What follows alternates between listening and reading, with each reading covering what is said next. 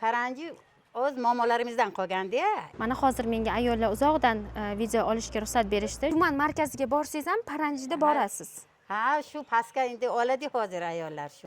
Paranjini ko'rinishi mana bunday bo'ladi, ya'ni bu tibbiy xalatga o'xshaydi. Nimaga oppoq rangi? Endi odat bo'lganda. Oppoq ham salqin tutadi odamni. Maza. Rostdan ham juda muzday. Xuddi muzlatgichni ichiga solib qo'yganday. Siz shu yerlikmisiz? Ha, shu yerlik. Soygo'sa tug'ilganmisiz? Albatta. Qanaqa o'raydi? To'ylarda qanaqa bo'ladi ayollar? To'ylarga biz nimaga bormaymiz? To'yxonaga nimalarga bormaymiz? Soygo'z qishlog'ida uylar shunday qurilar ekan. Ya'ni juda ham balandda quriladi. Mana shu joyda turmushga chiqqan ayol qizlar shunday paranjini o'rab yurishadi. Bedanalarni boqishar ekan, deyarli har bir xonadonda shunaqa bedanalar bor ekan. Bugun endi maktabning oxirgi kunimi? Ha. Lager bormi? Borasizlarmi? Pastga bor, lekin bormaydi bular. Nimalarni orzu qilasiz? Orzuyim ota-onamni hajga yuborish va katta bo'lsam shifokor bo'lmoqchiman. Do'stlar, biz 50 mingga yaqinlashdik. O'tgan yili bu raqamni tasavvur qilish men uchun juda ham norealdek ko'rinardi. Lekin sizlarning yordamingiz, qo'llovingiz, har bir videomga bildirgan iliq fikrlaringiz, motivatsion so'zlaringiz va bosgan layklaringiz, shuningdek yaqin insonlarga videolarimni jo'natganingiz kontentimni yanada ko'proq insonlarga yetib borishiga yordam berdi. Va bu yil men o'zim uchun maqsad qo'ydim 100 ming auditoriya yig'ish va kumush knopkani olish. Bilasizki, har bir kontentning ortida katta mehnat va resurs yotadi. Kontentimni yanada sifatli bo'lishi uchun sizlarning yordamingiz juda ham zarur.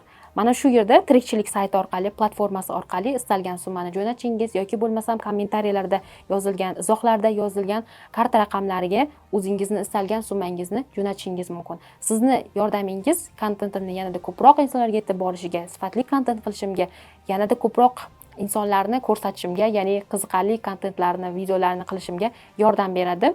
Sizni yordamingiz juda ham zarur. Bo'ldi, davom etamiz, ketdik videolarni ko'rishga. Salom do'stlar, men Samarqand viloyati Urgut tumanidaman. Urgut tumani xushhavo joylari bilan juda ham mashhur. Aynan tog'li hududlardan biri Soygo'z qishlog'iga keldim. Bu qishloq respublikada umuman yagona qishloq desa ham bo'ladi. Chunki aynan mana shu yerda hech qayerda takrorlanmaydigan o'ziga xos bir odat bor. Ayollar oq paranji o'rashadi va bu odat boshqa qishloqlarda ham ancha yillar oldin bo'lgan, lekin aynan shu yerda saqlanib qolgan. Men esa mana shu oq paranji o'raydigan ayollar bilan suhbatlashdim. Ularning odatlari qanday shakllangan, mana shu haqida ham ma'lumot sizlarga beraman. Bu kadrlar eksklyuziv. Hech qaysi bloger hali kelib bu yerda kontent qilmagan. Shu sababli ko'proq like bosasiz, ko'proq insonlarga jo'natasiz va albatta izohlaringizni bildirasiz degan umiddaman. Soygo'z qishlog'i Samarqand viloyati Urgut tumanidagi eng chekka tog'li qishloq. 5 mingdan ortiq aholi istiqomat qiladi. Qishloq atrofidagi tog'lar Tojikistonning Panjaken shahri hamda Qashqadaryo viloyatining Kitob tumani bilan tutashgan. Bu yerdagi urf-odatlar boshqa joyda takrorlanmaydi. Hattoki uylar boshqacha uslubda quriladi va albatta meni qiziqtirgan mavzu ayol qizlarning oq paranji tutishlari Soygo'z tomon chorladi. Ushbu o'zgarmas odat haqida yaqindan bilish uchun ayol qizlar bilan suhbatlashdim. O'zim uchun juda ko'plab yangiliklarni kashf qildim. O'ylaymanki, siz uchun ham foydali ma'lumotlar beriladi. Bizni oxirgacha tomosha qiling. Qanaqa o'zingizni tanishtira olasizmi? Dilmurodova O'rim bibi. Soygo'z mahallasiga turaman. Men 5 yil mahallaga ishlaganman, ayollar nimasi bo'lib, maslahatchi bo'lib. Yoshim 67 ga. Siz shu yerda tug'ilgansiz? Men shu yerga tug'ilganman, shu yerga yurganman. Qanaqa bir o'ziga xos odat bu, qanday shakllangan? Bizda bu paranji o'z momolarimizdan qolganda, bu biz tashlamadikda. Shunday olmanglar desam yoshlarim oladi-da. O'zimiz bizga hech majbur qilmaydi, nima qilmaydi. Shuni olmasa agar biz qanaqadir bo'lib qolamiz-da biz. Qanaqa yurgimishimiz kelmaydi. Shuni olsak agar bemalol yuramiz. Mana hozir menga ayollar uzoqdan video olishga ruxsat berishdi. Juda ham ularning ruxsatini olish qiyin bo'ldi. Lekin iltimos qilganim uchun mayli uzoqdan olsangiz bo'ladi deb ruxsat berishdi. Mana shunaqa qilib o'rashadi. Agar yuqoridan bu joydan mashina keladigan bo'lsa, shunday qilib yopib olishadi. Siz yoshligingizda o'raganmisiz? O'raganman. 15 gami, shunga 15 yoshimda olganman. Bu yerda qizlar necha yoshdan paranji o'rashadi? Qizlar mana maktabni tugatdimi, nima bo'ldi, keyin oladi hozir. biz ham paranji olaman. Siz ham olasiz? Ha, to shu ana yuqoriga ketguncha. Siz qachon paranjini o'raysiz? Mana pastga tushganda. Tuman markaziga borsangiz ham paranjida borasiz. Ha, shu pastga endi oladi hozir ayollar shu. Nimaga oppoq rangi? Akun shu oppoq o'zi oppoq olamizda. Shu endi odat bo'lganda. Oppoq ham salqin tutadi odamni. To'ylarda qanaqa bo'ladi ayollar? To'ylarga biz nimaga bormaymiz? To'yxonaga nimalarga bormaymiz? Uyimizga, uy sharoitiga ayollar o'tiramiz shu uy ichiga. Ayollarning alohida to'yi bo'ladimi? Ha, ayollar biz erkaklar bilan qo'shmaymiz hech ham. Shunda to'y bo'lganda ham shu ayollarning ichiga kirganda ham paranji olib borishadi, ayollar o'rab Olib borishadi. boramiz, keyin olib setkaga qo'yib kirib turamiz. U paranjini qanday siz tikasizlarmi yoki Mashinachilar tikadi. shu yerda bor alohida? Ha, bor. Mashina hamma biladi-ku tikishni. Qanaqa o'raydi?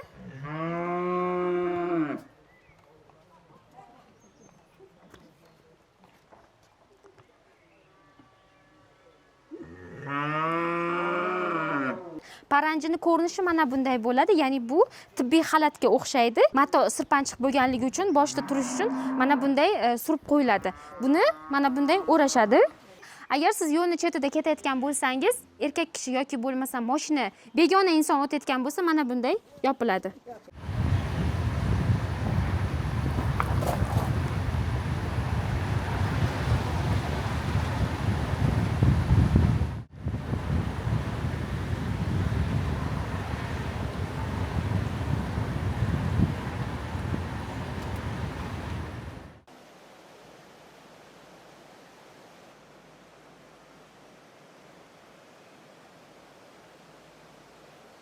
Soygo'z qishlog'ida mana bunday uylar qurilar ekan. Eng tepasida mana derazalar. Shuni bir sababini so'ramoqchi edim. Nimaga bunchalik baland quriladi? Bunga asosiy sabab tog'li hudud bo'lganligi uchun bu yerda 60-70 santimetrgacha qor qalinlikda yog'iladi. Shunda namgarchilik yuqori bo'ladi. Ya'ni 120-130 metrgacha namgarchilik bo'lganligi uchun shuncha baland qilib toshli qilib quriladi.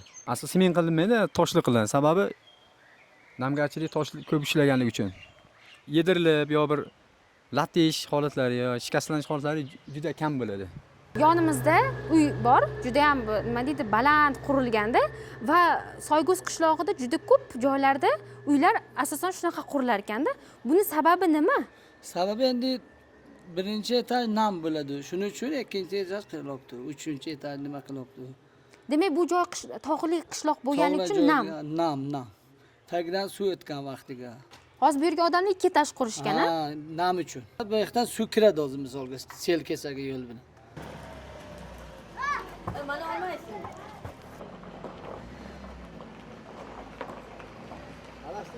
Nurmuhammad. Siz shu yerlikmisiz? Ha, shu yerlik. Soygo'zda tug'ilganmisiz? Albatta. Nurmuhammad, maktabda o'qiysizmi? Aha. Nechinchi sinfda? 8. Ko'pchilik tojik tilida gapirar ekan, gaplashar ekan. O'zbek tilini qayerdan bilasiz? Shu ustozlar borda, o'zbekidan keyin. Ha, sizlarga o'zbek tilida ham dars beradi? Albatta. O'zbek tili qachon o'qitiladi? O'zbek tili shu darslar ichida Qalay, maktabda sharoitlar yaxshimi? yaxshi. Maktab uzoqmi, yaqinmi? Yaqin mana shu yerda. Maktab tugadi, endi nima qilasizlar? Shu o'ynaymiz, futbol o'ynaymiz, o'qiymiz. Hech qayerda uchramaydigan bitta odatinglar bor ekan, ayollar oq paranji o'rashar ekan. Hech qayerda yo'q ekan bu narsa. Ha, nimaga? Shu so'g'ida. Nimaga bu yerda unaqa ayollar o'rab yurishadi? Bilasizmi? Erkaklar kirmaydi. Ha. Erkaklar bir kun nima qiladi? Ha, shunaqa.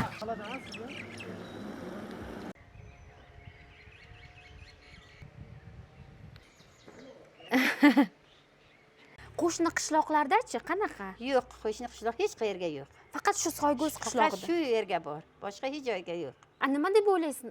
Nima sababdan shu odat qolib ketgan? Mana shu Endi biz paytgacha. shu odatga nima qildik-da, biz rivoya qilib buni tashlamadik-da. Biz ko'rdik, hozir o'ramagan ayollarni ham ko'rdik. Yurishgan ekan. Demak, masalan, o'ramagan bo'lsa ham hech kim nimaga o'ramading deyishmaydi. Hech kim ishi yo'q. Har kim o'z ixtiyori. Bu qishlog'ingiz juda ham chiroyli ekan, mana bu yo'llari, yo'laklari. Qishda qiyin bo'lmaydimi? Tepadan kelish, pastga tushish. Qiynalmaymiz-ku.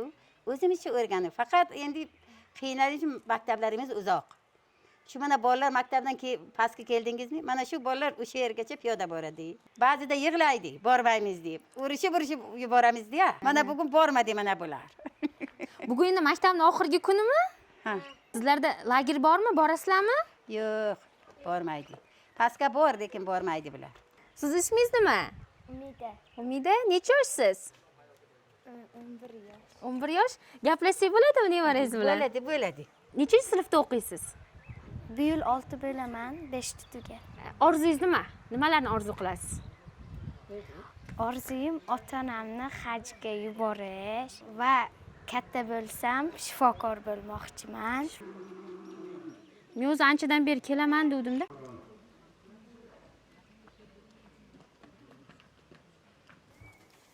Do'stlar, yana biz bitta xonadonga kirdik. Mana bunday oq xalatni yopib olishar ekan. Mana bunday tikib qo'yiladimi? Mana bunday har xil chistonlar, bisirlar qilishar ekan, mana bunaqa belgilar, chiroyli bir nima deydi, naqshlar qilinar ekan.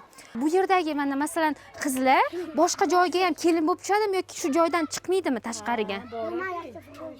Boshqa joylarga ham kelin bo'lib tushadimi? Qayerlarga kelin bo'lib tushadi? Istanbulga, Urgutlarga. Ha. Bir Samarqandlarga ketadi. Hozir menga aytib berishdi, qizlar turmushga chiqqandan keyin boshqa joyga turmushga chiqsa, bu odat bo'lmaganligi uchun paranjini olishmaydi.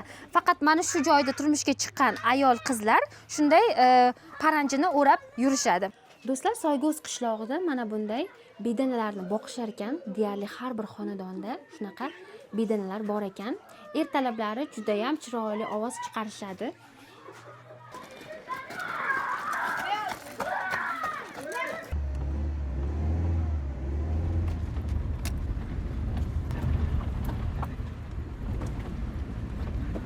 Do'stlar, biz hozir ayron ichishga keldik. Mana bunday muzdek joyda ayron qilishar ekan. Ichiga rayhonni solishadi. Rayhonni ham boshqacha solishar ekan. Hozir ichib ko'ramiz. Mazza. Anisa salqin joyda mana shunaqa muzdekgina ayron ichish yana ham ko'proq odamga kuch-quvvat beradi, mazza qilasiz. Salqinlik. Mana bunday buloq suvi bu yerdan oqib chiqar ekan. Mana bunday muzdekkina hozir buni. Rostdan ham juda muzdek, xuddi muzlatgichni ichiga solib qo'yganday. O'ta muzdek. Shuni solib qo'yishadi. Muzdek turishi uchun ayronni tayyorlashadi.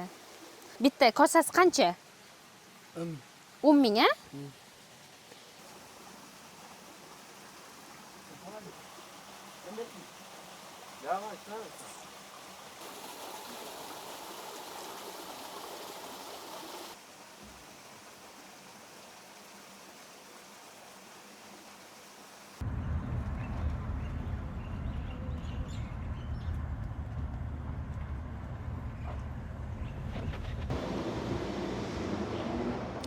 Qishloqda mana shunday ajoyib masjid bor ekan. Do'stlar, meni juda ham hayratlantirgan jihati mana bu yerda Saodat asr o'quv markazining reklamasi turibdi. Demak, shu yerda bolalarni tayyorlashadi. O'quv markazlari, universitetlarga tayyorlashadi. Bu yerda kompyuter savodxonligi, dasturlash, Word, Excellarga tayyorlashar ekan, arab tili, ingliz tili. Menimcha bu Saodat asr o'quv markazi mana shu yaqin atrofda joylashgan.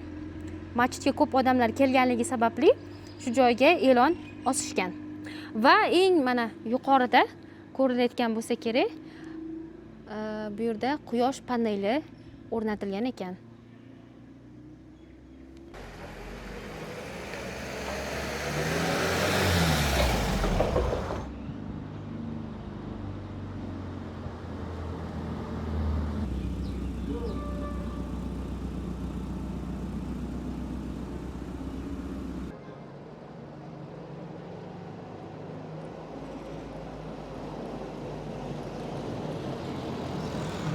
So'g'uz qishlog'iga kelishimdan oldin odamlar bilan gaplasha olmayman. Tog'liklar meni xush ko'rishmaydi degan qo'rquv bor edi. Lekin fikrlarim tamoman o'zgardi. Aksincha, so'g'uzliklar ancha samimiy va ochiq ko'ngil ekanlar. O'z qishloqlari haqida to'lqinlanib so'zlab berishdi. O'zbekistonda borish shart joylar ro'yxatimga So'g'uz qishlog'i ham kirdi. Samimiy insonlar, xushhavo tabiat, go'zal urf-odatlarni o'z ko'zingiz bilan ko'rmoqchi bo'lsangiz, shu yerga tashrif buyuring.